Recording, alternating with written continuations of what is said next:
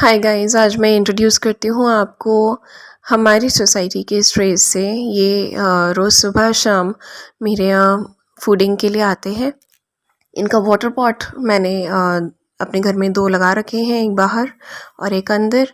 और इनकी फूडिंग जो है मैं और सोसाइटी में और 1-2 लोग मिल अरेंज करते हैं अपने अपने घरों में, ताकि सोसाइटी के बाहर या रोड्स पर हम फूड रख कर गंदगी ना फैलाएं और रोड्स नीट रहें। तो हम अपने घर के अंदर ही इनकी फूडिंग जो है वो अरेंज करते हैं।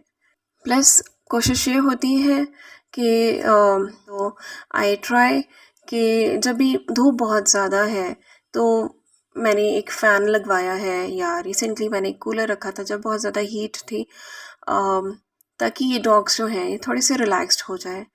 और गर्मी में डॉग्स को बहुत ज़्यादा परेशानी होती है, इस चीज़ का कंसर्न रखते हुए विंटर्स में मैंने एक शेड लगाया था, कुछ बेडिंग्स यहाँ पर अरेंज की थी, जिससे कि एटलीस्ट छोटे पप्स जो हैं उनकी हेल्प हो जाए। जो छोटे छोटे बच्चे हैं उनकी विंटर्स थोड़ी सी सेफली कट गई उस बेडिंग की वजह से। और हम लोग कोशिश करते हैं कि जो भी न्यू बॉर्न पप्स हैं जो बहुत छोटे हैं, जिनके लिए इस साल की जो बारिश है वो पहली बारिश उन्होंने लाइफ में देखी, और आंधी तूफान जब आया था तो बहुत ज़्यादा डर गए थे, दे वर रियली स्केयर्ड। और जो हट के लाइट चली गई है और आंधी है, तूफान है, बहुत तेज़ हवा है, बारिश है, तो दे वर रियली रियली स्केयर्ड।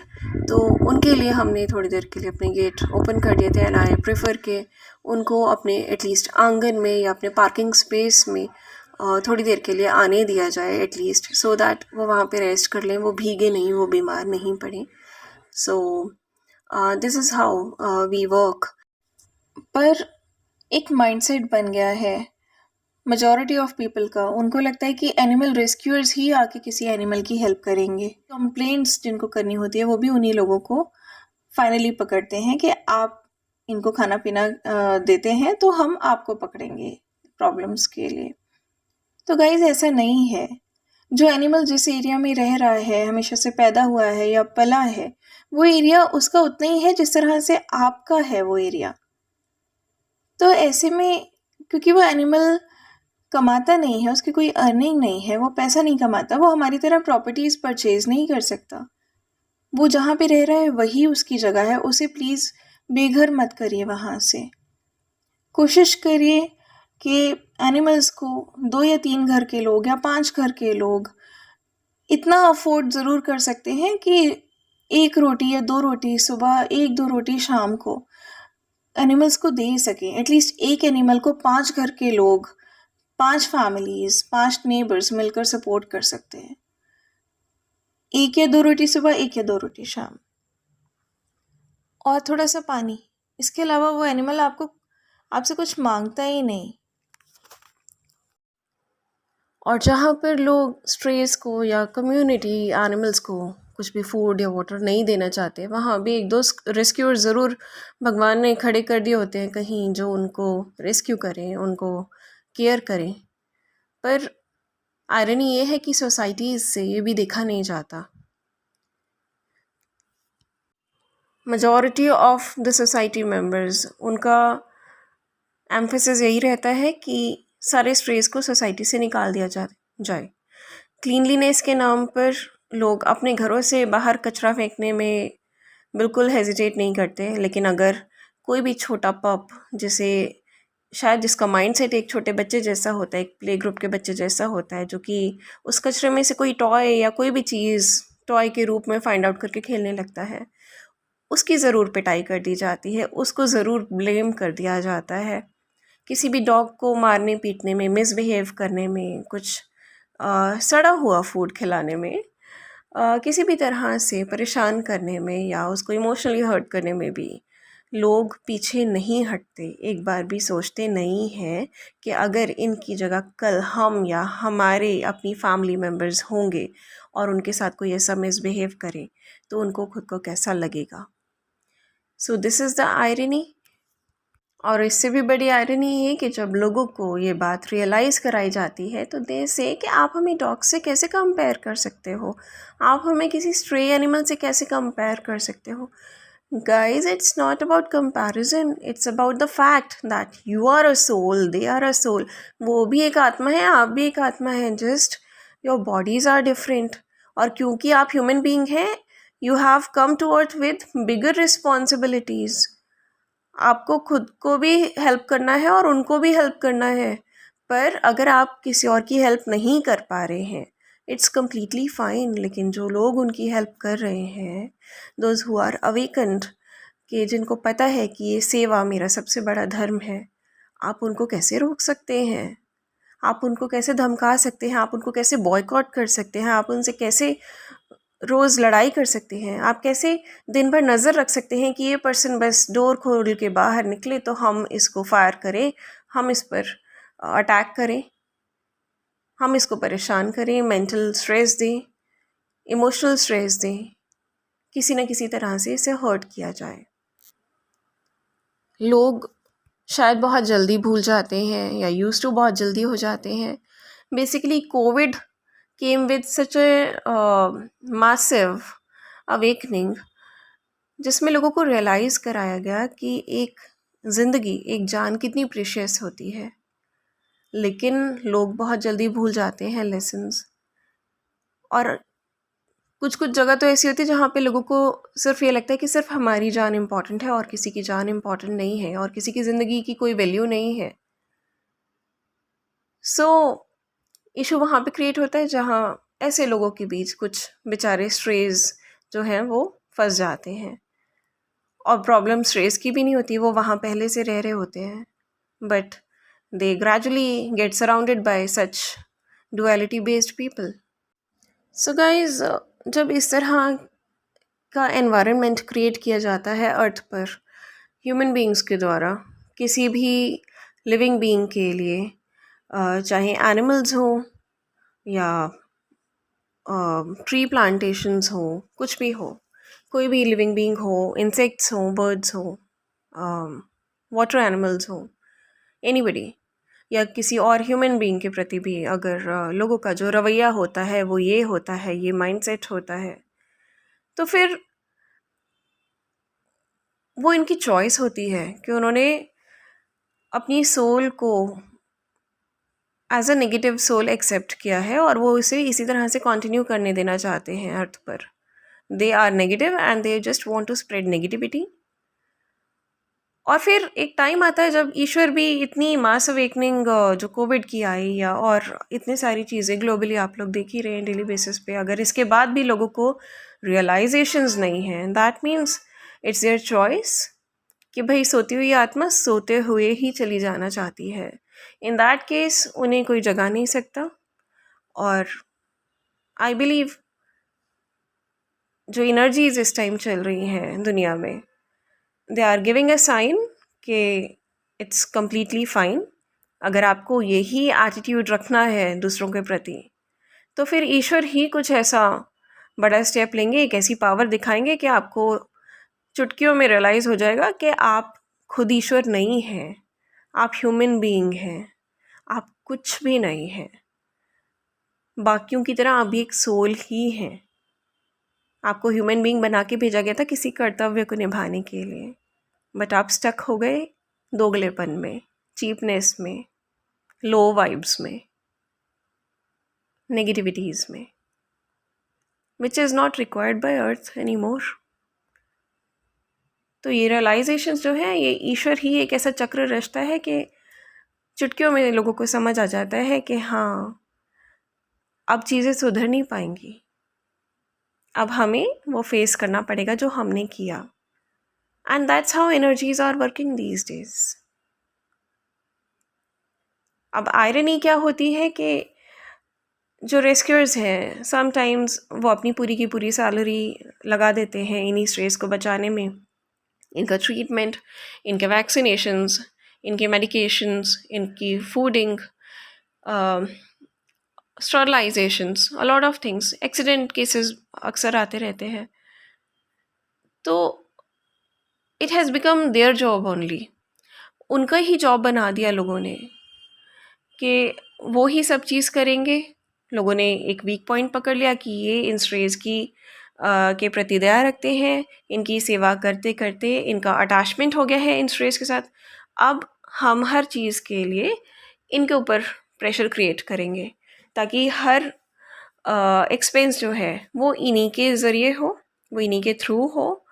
और उसके बावजूद भी प्रॉब्लम ये है कि ये रेस्क्यूअर्स जो होते हैं ये बेचारे अपना जितना ज़्यादा पॉसिबल इनसे होता है दे डू एवरीथिंग, बट उसके बाद भी आयरनी ये है कि लोग इन स्ट्रेस को और इन रेस्क्यूअर्स को सोसाइटीज़ में रहने नहीं देना चाहते हैं, just for the sake of duality. और ये हाल तब है जबकि ये डॉग्स जो हैं स्टरलाइज्ड होते हैं, in maximum of the cases vaccinated होते हैं। उनके ट्रीटमेंट के लिए कोई रेस्क्यूअर आपसे पैसे नहीं मांगता, उनके किसी मेडिकेशन के लिए रेस्क्यूअर आपसे पैसे नहीं मांगता, उनके फूडिंग के लिए आपसे कोई फूड या पैसा नहीं मांगा जाता है। अब काश ऐसा हो कि जो सोसाइटी की अथॉरिटीज़ हैं जो अचानक से एक दिन ये कहती हैं कि बहुत सारे स्ट्रेज हो गए हैं सोसाइटी में, तो महाशय आप लोग तब कहाँ थे जब ये पॉपुलेशन बढ़ रही थी? क्या आपने स्टरलाइजेशन के बारे में सोचा उस वक्त? चलो मुझे क्या अंदर जाने दो, आपने ठीक इन है? स्ट्रेज का अंदर से वैक्सीनेशन अंदर कराने के बारे में सोचा? क्या एक्शन लिया आपने? और अगर आज की डेट में कोई सोसाइटी मेंबर या कोई specific person who is caring about them, अगर वो अपना पैसा खर्च करा के ये सब काम कर रहा है, तो you are not contributing and he is not asking for the contribution as well. आप कहाँ उसे पैसा दे रहे हो स्टरलाइजेशन का? आप कहाँ उसे पैसा दे रहे हो वैक्सीनेशंस का? आप उसे कहते हो कि आप भी सोसाइटी से चले जाइए, इन स्ट्रेस को भी ले जाइए। तो अगर वो शेल्टर ओपन करता है तो are you guys going to buy the land और are you guys going to pay the rent? Duality इस तरह से की जाती है कि लोग ना तो इन बेज़ुबान बच्चों को फूड देते हैं, ना वाटर देते हैं, इनफैक्ट उनको हर्ट करते हैं, उनके साथ मिसबिहेव करते हैं। उनको कोई तकलीफ़ है, नोबडी बॉदर्स। और इसके बाद जब कोई रेस्क्यूअर उनको कुछ खिलाता पिलाता है या उनको किसी ख़राब वेदर कंडीशन में शेल्टर प्रोवाइड करने की कोशिश करता है, then that person is targeted by the entire society. तो मुझे ये बताइए इसमें गलत क्या है? अगर कोई बेसहारा पर्सन या एनिमल कोई भी हो, अगर उसे उसकी ज़रूरत के समय पे अगर किसी ने कोई फूड दे दिया, वाटर दे दिया, मेडिकेशन कर दिया उसका, या ट्रीटमेंट कर दिया, उसकी कोई हेल्प कर दी, या उसको शेल्टर प्रोवाइड कर दिया थोड़ी देर के लिए, इसमें क्या गलत है? उसके बाद बात ये होती है कि आप इन स्ट्रेस को घर में घुसाए रहते हैं। तो फ्रेंड्स, जब वो रोड पर होते हैं तब भी आप तकलीफ़ में होते हैं, जब वो आपकी गाड़ियों के नीचे होते हैं तब भी आपको बहुत ज़्यादा तकलीफ़ रहती है। तो अगर किसी ख़राब वेदर कंडीशन में ये स्ट्रेस किसी रेस्क्यूअर की गाड़ी के नीचे या उसके घर के अंदर थोड़ी देर के लिए स्टे कर लिया उन्होंने, तो उसमें गलत क्या हो गया? पहली बात तो वो प्रॉपर्टी आपकी नहीं है, दूसरी बात वो स्ट्रेस भी आपकी नहीं है, तीसरी बात वो रेस्क्यूअर भी आपने नहीं ख़रीदा हुआ। So what is the problem with you guys? In fact कुछ लोग इस बात पे प्रेशराइज करते हैं कि स्ट्रेस को कोई फूड ना दे, सो दैट या तो ये भूखे मर जाए या फिर ये उनकी जो सोसाइटी है या so called very modern very educated people based colony है वो एकदम क्लीन हो जाए। डजेंट मैटर अगर ये अपने घर का कचरा रोड पर फेंकते हो, doesn't matter if sweeper doesn't do her work efficiently, but stress के जाने से सारी सफाई हो जाती है। एक मकसद बन जाता है सबका एक साथ कि स्ट्रेस जो हैं बेज़ुबान जानवर उनको भी हटा दो, इनका बस चले तो उन्हें दुनिया से ही हटा दिया जाए, और जो उनकी केयर करते हैं उन्हें भी यहाँ से निकाल दो। कुछ लेडीज़ होती हैं बहुत सारी सोसाइटी में जिनका काम होता है सुबह से शाम तक खुद भी भड़के रहना और दूसरों को भी भड़काना। अपना पर्पस सॉर्ट आउट होना चाहिए सिर्फ, उसके लिए वो किसी भी चीज़ को, कोई एक केस हुआ हो किसी दूसरे देश में डॉग बेस्ड या किसी स्ट्रे एनिमल बेस्ड या किसी और सिटी में ऐसा केस हुआ हो, उसको लेकर बार बार भुनाते रहो अपने सोसाइटी ग्रुप में। कोई ना कोई ऐसी भड़काने वाला आर्टिकल, कोई ना कोई ऐसी हेटफुल स्पीच या फिर face to face communication which is full of hate, वो करते ही रहते हैं दिन भर। हज़ारों लाखों में से एक केस मिल जाता है ना आपको, जिसको आप भुना सकते हैं कि एक जानवर ने इंसान को परेशान कर दिया या कोई मिसबिहेव कर दिया या कोई प्रॉब्लम क्रिएट कर दी। कभी कोई रेस्क्यूअर्स ग्रुप ज्वाइन करके देखिए, आपको रोज़ हज़ारों केसेस मिलेंगे जहाँ पर इंसान जानवर को टॉर्चर करते हैं और पूरे होश व हवास में टॉर्चर करते हैं। कभी खुद को उस जगह पर रख कर देखिएगा। डॉग्स फ्रेश होने जाते हैं, it's a natural process just like human beings. उसे कोई रोक नहीं सकता, वो खुद भी उसे कंट्रोल नहीं कर सकते। ऐसे में उनको मारना पीटना या उनको ब्लेम करना, is it a solution? No, this is ego की आग। अपने पेट्स पर बहुत नाज है ना आपको, स्ट्रेस बुरे लगते हैं।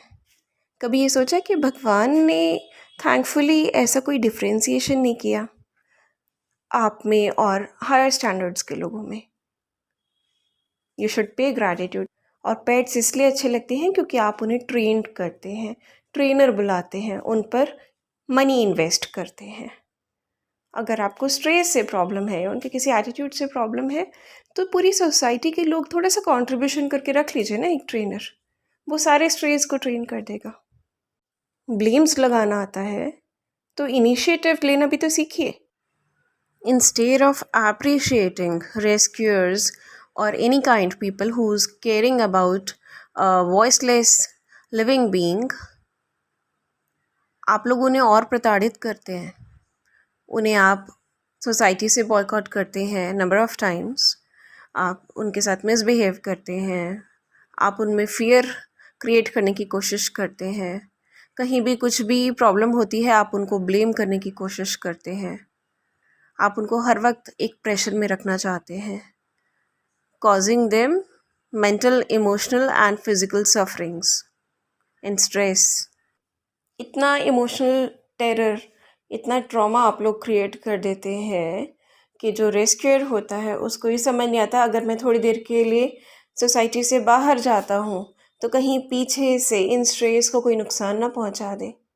आधी रात को अगर स्ट्रेस भाग करते हैं तो वो नींद से उठकर पहले उन स्ट्रेस को चुप कराता है, ताकि कहीं ये ना हो कि नेबर्स या सोसाइटी मेंबर्स कोई इशू क्रिएट कर दे। ये है नफ़रत करने वाले लोगों की महिमा। उस ईश्वर ने जो दुनिया बनाई थी इतने अनकंडीशनल लव के साथ, उसमें आप टॉक्सिसिटी फैलाने में कोई कसर बाकी नहीं रख रहे हैं। शायद यही आपका लाइफ पर्पस है। And I really feel that it happens because sometimes people are uneducated, sometimes people are overeducated and sometimes people are not sensible enough to understand कि जो बेज़ुबान जानवर ऑलरेडी प्रॉब्लम में है या जो हेल्पलेस बीइंग ऑलरेडी प्रॉब्लम में है, उसके लिए प्रॉब्लम और बढ़ाना हमारा काम नहीं है। उसकी प्रॉब्लम को सॉल्व करना, उसकी हेल्प करना एक इंसान का काम होता है। जीव सेवा से बड़ा कुछ भी नहीं गाइस। अगर ये बात अभी तक नहीं भी समझें तो अब समझ जाइए। Your Karma is watching you. God bless. Thank you so much.